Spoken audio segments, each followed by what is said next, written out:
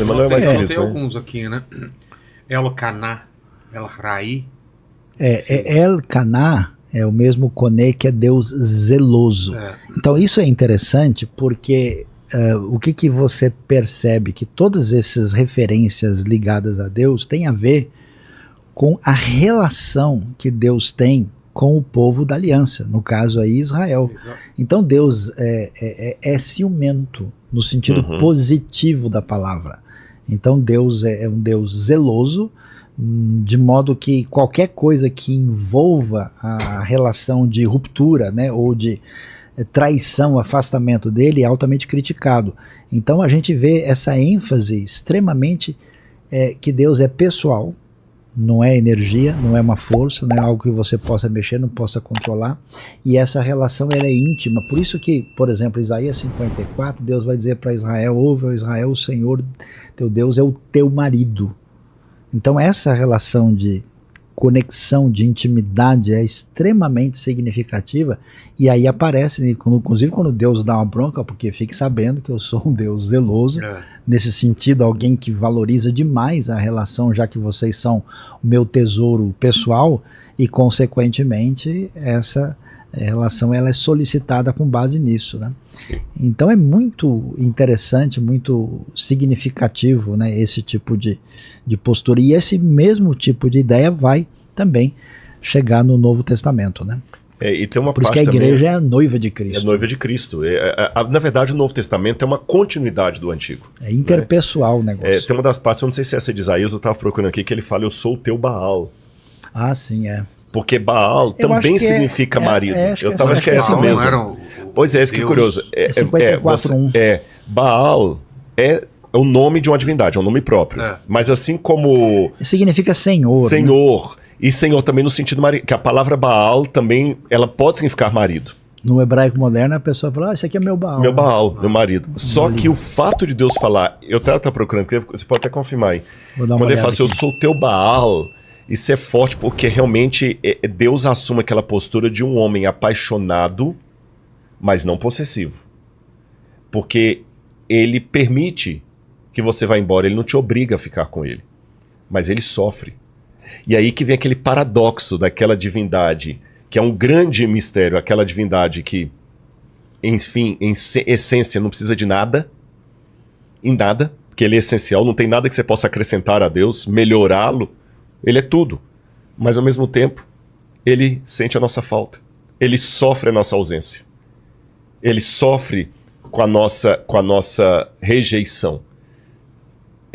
Deus é um ser inatingível, mas ele assume um ponto vulnerável quando ele pode ser rejeitado. Então você vê os apelos de Deus no Antigo Testamento ali, e no Novo também, quando fala da igreja, é um apelo muito assim de: amada minha, por que você me abandonou? Venha pra cá e eu te dei tudo. Sabe aquele...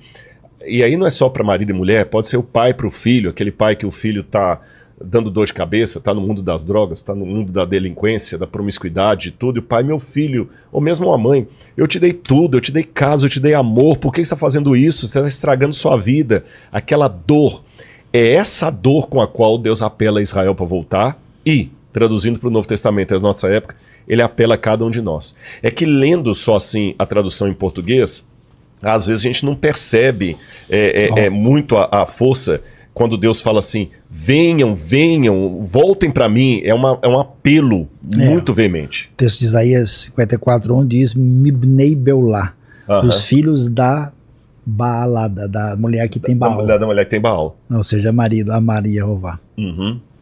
Então você vê, é um Deus que apela mesmo, sabe? É isso que tá. Deus está mais interessado em salvar o seu filho do que uma mãe de tirar um filho de uma casa pegando fogo. É Isaías 49:15. Pode uma mãe se esquecer do seu filho que ainda mama, mesmo que ela venha se esquecer, eu não me esquecerei de ti, diz o Senhor. Então essa dimensão, pessoal, por isso, Vilela, a coisa mais significativa é que existe um negócio na teologia que é: creio para que possa entender. Como o discurso da palavra divina não é uma coisa que se reduz ao raciocínio limitado humano, enquanto a pessoa não tem um toque de Deus, alguma coisa que abre o seu... É como alguém que não consegue escutar e de repente começa a escutar os sons, né? Alguém já disse uma frase interessante, né? Que a pessoa que não consegue ter qualquer perspectiva de fé é como... que fica vendo alguém que tem fé, é como um indivíduo que não escuta nada vendo alguém tocando violino e dançando. Porque o cara está fazendo isso? Loucura, né? Não faz sentido. Então essa dimensão abre o entendimento para você enxergar a realidade fora das 4 linhas na qual você se colocou e você acha que pode explicar o universo e a vida a partir daí. E por isso essa relação que a Bíblia apresenta é profundamente pessoal. Até essa ideia de revelação de nome, né? É uma ideia de intimidade. Eu quero saber quem eu sou mesmo? Deixa eu mostrar aqui o meu RG para você. Então esse elemento, e aí tem as várias características, né? Do Deus que ama, o Deus que preocupa, o Deus que fica bravo. Porque você só fica bravo de verdade com quem você valoriza. E o Raí, o Deus que tudo vê. Exatamente, o Deus que tudo vê. Isso aparece... E em que sentido que ele é usado? Na história de Agar. Ah, é? Que ele escuta o choro da criança. Então, olha que coisa maluca isso. Agar é mulher, escrava e egípcia. E ela entra na história complicada. Deus tem uma promessa e uma aliança que envolve Abraão e Sara. Aí eles têm a Agar como uma serva lá, e aí a Sara perde a paciência e fala, ó, Deus tem me impedido de ter filho, então é o seguinte, vai e deita com Agar aí e resolve esse negócio. E ela tem isso e nasce o filho, que é o Ismael. E aparece com destaque em Gênesis capítulo 16 e depois no capítulo 20. Quando a coisa, né, o pau quebra, lá a coisa fica difícil e Agar é mandada embora e vai sozinha depois que nasce o Isaac, começa a haver um desentendimento e a Agar diz, ó, a Sara vai dizer, olha, ele não vai ficar com o meu, não vai compartilhar com o meu filho aqui, e a Agar é expulsa de maneira complicada, ela vai para o deserto. E aí ela vê o filho chorando e ela acha que ele vai morrer. E aí o anjo de Deus aparece, uma coisa impressionante. A primeira vez que você tem uma teofania, uma manifestação direta de Deus no Antigo Testamento é para uma mulher egípcia escrava. Nossa. É doideira. E aí Deus diz, ele vai ser chamado Ismael, o filho chamado Ismael, porque ele é ouvido da parte de Deus. Apesar de Agar ter entrado numa roubada nessa história, porque ela entrou no meio do casal lá e agora ela está pagando o pato, né? Quase pagando o camelo, no dia que o negócio está complicado ali, Deus faz uma promessa favorável para o Ismael. E aí quando ela tem a manifestação, a presença do anjo de Deus ali, que esse anjo é o próprio Deus. Isso é importante. Aí ela diz Beer la Roi, né? E que é o nome do poço que recebeu esse nome. E aí ela diz, será que teria eu visto aquele que me vê? Então nesse sentido, né, que tipo, porque num certo sentido ninguém pode ver a Deus na sua plenitude. Moisés tentou e Deus diz, não dá, você vai virar farinha, né? Mas no outro sentido, várias pessoas viram. E a primeira é fascinante, é Agar.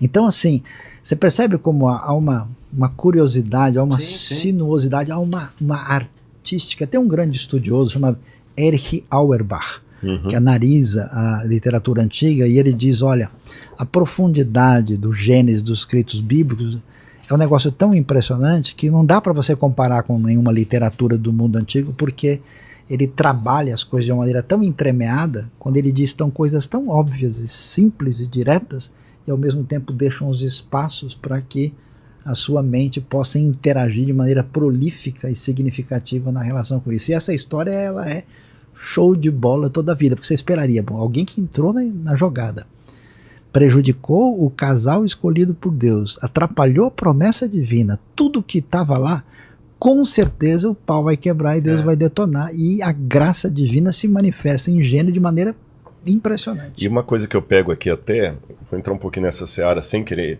tornar isso o tema do assunto, nessa discussão do livre-arbítrio arminiano, calvino, ninguém nasce rejeitado por Deus. Porque se você for olhar tecnicamente, Ismael era o filho do erro. Ele não era o filho da promessa. O filho da promessa é Isaac. Ele é o filho do erro, de uma relação sexual que Deus não desejou. E mesmo essa criança que nasce da relação sexual que Deus não desejou, Deus escuta o choro do menino. E de maneira Ele especial. vê. E de maneira especial. E dá uma bênção depois para Ismael também, que Ismael tem uma bênção sobre ele também, apesar de ele ter seguido lá. E depois você vai ver até que os ismaelitas vão ser usados por Deus.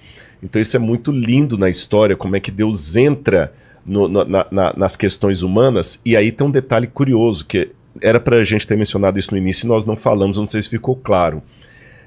Não só na mentalidade bíblica, mas na mentalidade do Antigo Oriente Próximo, nome e pessoa são sinônimos perfeitos. Tanto é que uma expressão idiomática que aparece no Egito, como eu falei do Ren ali, quando você quer apagar mesmo uma pessoa, da morte eterna para uma pessoa, você apaga o nome dela. Nossa. Você apaga o nome dela e não pronuncia mais. É uma forma de você matar ela para sempre. Matar para sempre. Porque no Egito funcionava assim. Eu estou falando do Egito porque Moisés, que vai ser o primeiro autor da Bíblia, ele vai vir do ambiente egípcio. Então, Sim. é aquele negócio. Se o camarada vem do Rio Grande do Sul para escrever a Bíblia, ele vai escrever com muita expressão gaúchesca e tudo mais. É nesse sentido. Porque Deus não ficou ditando a Bíblia para Moisés assim para evitar todo o sotaque. Fala aqui, Moisés, põe uma vírgula aqui, Moisés. Não. Moisés expressou do jeito que ele estava acostumado. Por exemplo, eu sou mineiro, eu vou falar de ferpa. Mas mesmo que o mais correto é a farpa. Ah, tá. Ferpa é farpa, tá. Pode lá ter esse regionalismo. A gente em Minas fala ferpa, não fala farpa. Então, se Moisés viesse de Minas Gerais, ele ia falar ferpa. Se ele viesse talvez de São Paulo, ele ia falar farpa. É nesse sentido que eu quero dizer. Então, no mundo egípcio, quando você morria, por exemplo, o deus Anubis, ele vinha até a sua múmia ali e tinha que ter uma coisa muito importante para o deus Anubis saber quem é você. A máscara mortuária e o cartucho com o seu nome. Tanto é que quando foi morto o faraó monoteísta do Egito, né, que era Akhenaton, lá no Cairo, tem a múmia, o sarcófago da múmia dele, e o cartucho tá apagado. Cartucho é aquele círculozinho. Acabar com a memória dele. Sei. Apagava. Caramba. Por quê? Sacerdote. Porque se você apaga o nome da pessoa, Anubis não sabe quem é, ele vai ficar morto para sempre, ele não vai ressuscitar no mundo de Osíris. Entendi. E você tem que apagar tudo que é o nome dele. Então, por exemplo, a Hatshepsut, quando ela morre e o Tutmosis III assume o poder, ele apaga o nome dela de tudo enquanto cartucho. E você vê apagado mesmo, você vê o cartucho foi riscado. A Ramsés III também, que a mulher dele tramou a morte dele no harém, ele também manda apagar o nome dela todo. E os inimigos dele, ele nem chama pelo nome, ele fala assim, maldito seja Metsu-Ra. Metsu-Ra significa aquele que Ra odeia. Nenhum pai vai colocar o nome do filho de aquele que o pai odeia. Então apagava o nome. E você vai ver no Antigo Testamento a expressão sobre os ímpios, apaga-lhes o nome e não mais existem. E Moisés também, no momento de intercessão para o povo, falou assim, perdoa o pecado desse povo, senão o senhor risca, quita o meu nome do livro, quer dizer, me dá morte eterna. Do livro da vida. Ou seja, me dá morte eterna. Estou dando esses exemplos... É curioso porque eu conheci Parece no Apocalipse. um mexicano e ele me contou, porque eu perguntei para eles por que eles celebram a morte, porque tem o dia da morte, todo mundo sai lá e lembra os antepassados. Ele falou que é uma forma deles não morrerem, né? Enquanto alguém... Porque eles falam que eles acreditam que lá no México que eles passam por 3 mortes, né? Uhum. A primeira morte é a primeira vez que você se dá conta que você vai morrer. E esse tem uma coisa profunda. Eu lembro exatamente quando eu percebi que era ainda criança. Eu falei, putz, eu vou morrer um dia. Essa é a primeira morte. A segunda morte é a morte física Propriamente mesmo. dito. E a terceira morte é quando a última pessoa esquece de você. Esquecimento. É por isso que eles trabalham tanto em lembrar os antepassados, porque eles acreditam que enquanto tem alguém lembrando de você, você está vivo de alguma forma. Se bem que no caso do México pode ser uma coincidência.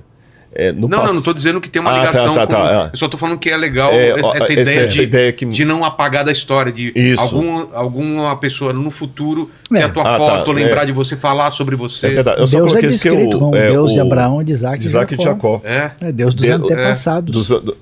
Porque o Fraser, todo enquanto era semelhança, James Fraser falava que tinha correspondência, né? Hoje a gente pensa que não, mas realmente é uma curiosidade isso aí. E naquele tempo lá, então assim, a ideia que eu estou dando com esses exemplos é que nome e pessoa eram sinônimos perfeitos. Entendi.